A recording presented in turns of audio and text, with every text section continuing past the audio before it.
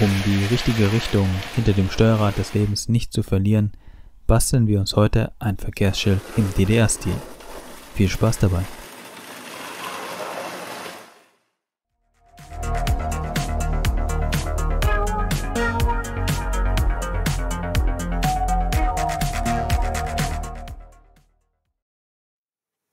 Liebe Modellbahnfreunde aus Ost und West, wenn man einmal in den typischen politischen Sprachduktus der DDR hineingehört hat, findet man zahlreiche Richtungsangaben.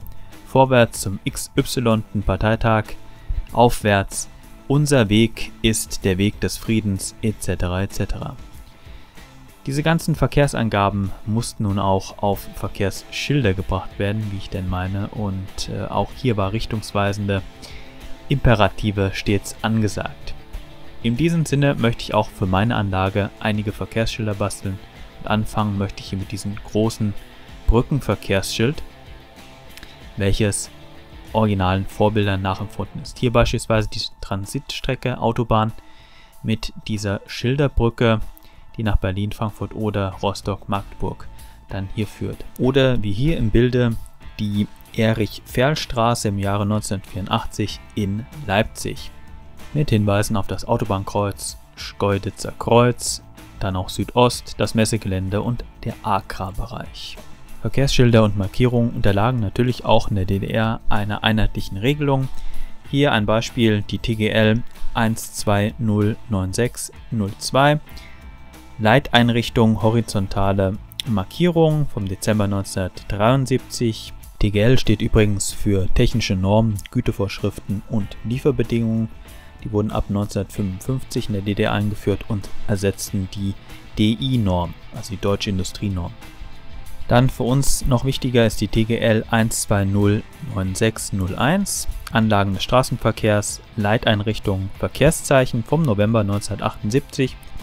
Hier zu finden Anordnung der Verkehrszeichen, Entwurfsgrundlagen für wegweisende Verkehrszeichen, Bemessungen, Gestaltung und Anforderungen der Wegweiser sowie die Schriftart.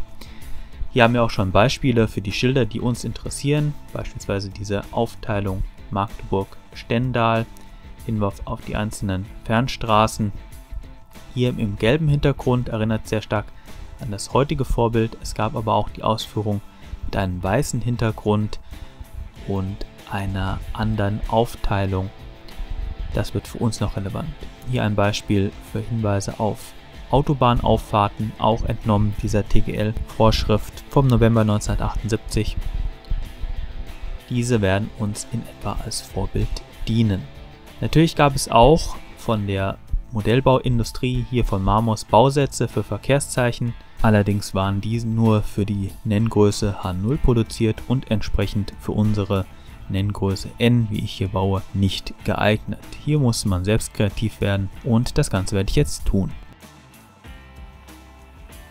Natürlich, wie bei vielen meiner Bauprojekte, fange ich hier mit dem Sekuttenkleber an. Der alte Freund Sekuttenkleber, der an allen klebt, sondern an den Fingern, nur nicht an den Bauprojekten selbst. Aber hier hoffen wir auf das Beste. Die Hölzer, die ich hier verwendet habe, sind zum Teil Schaschlikspieße, zum anderen Teil Hölzer, die ich gekauft habe, fein zerschnitten und dann hier im rechten Winkel zusammengeschnitten. Da meine Schilderbrücke etwas am Hang steht, hat sie zwei unterschiedlich lange Füße oder Standpfosten. Das hier ist der längere im Bild mit dem bereits fixierten oberen Brückenträger und an der anderen Seite wird dann der kürzere installiert, der auf der Mauer stehen wird. Obendrauf und unten drunter folgt dann eine weitere Strebe. Diese Streben sind dann verbunden durch eine mittelgesetzte Strebe, ebenfalls aus Holz hier aufgeklebt. Und wenn das Ganze erfolgt ist, werden dann noch weitere Verstrebungen angesetzt, die ich aus Metall geformt habe. Das Ganze ist natürlich eine kleine Präzisionsarbeit, aber man soll es eben auch nicht überschätzen, so kompliziert ist es auch nicht. Hier sind die versprochenen diagonalen Streben, die auch so im Original bestanden. Ich habe schon gesagt, diese Transitschilder über der Autobahn, dem Ganzen ist das hier nachempfunden. und durch Metallstreben dann hier nachgebildet. Sieht schon ganz gut aus. Was jetzt noch folgt, natürlich die Lackierung mit den altbekannten Acrylfarben. Habe ich das Ganze lackiert, versucht möglichst plan und sauber das Ganze zu lackieren, ein paar Alterungsspuren einzubauen und das ist eigentlich problemlos möglich. Ich benutze am liebsten Acrylfarben, weil sie eben nicht riechen, chemisch stark und das ist für mich persönlich immer sehr wichtig in der kleinen Wohnung etc. etc. Das ist das ganze Werk dann noch ohne Schild. Es fehlt das mittelaufgesetzte Schild. Um es ein wenig abstehen zu lassen, habe ich hier diese Metallstäbchen noch zur Anbringung. Das Ganze werde ich dann hier ankleben, bereits getan, und dann wieder mit Front-Sekundenkleber das Ganze aufsetzen, schön mittig im rechten Winkel, und so zeigt sich das ganze Werk dann.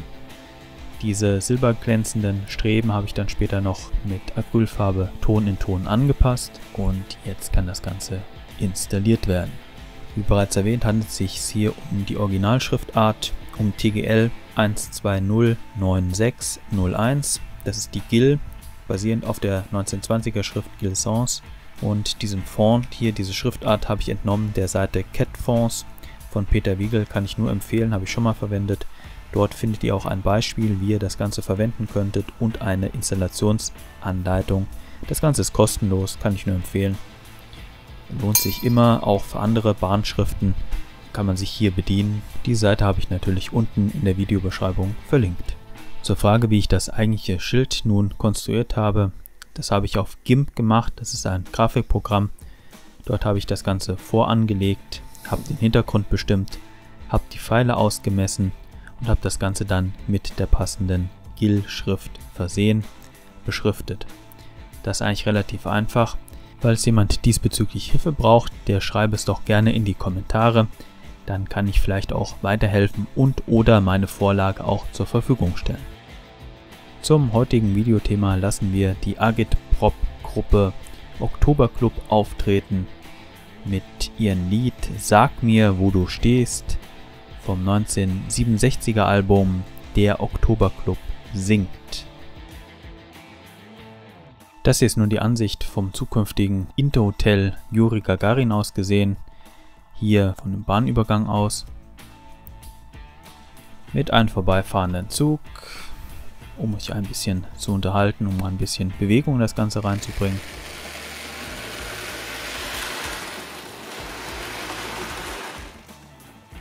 Natürlich, der ganze Bereich soll noch gestaltet werden. Baustelle kommt dort noch drin. Aber das Schild steht schon einmal und weist dem großen Stadtverkehr den Weg Richtung Lichtenberg Ost, Richtung Magdeburg oder dann auch weiter Richtung Halle.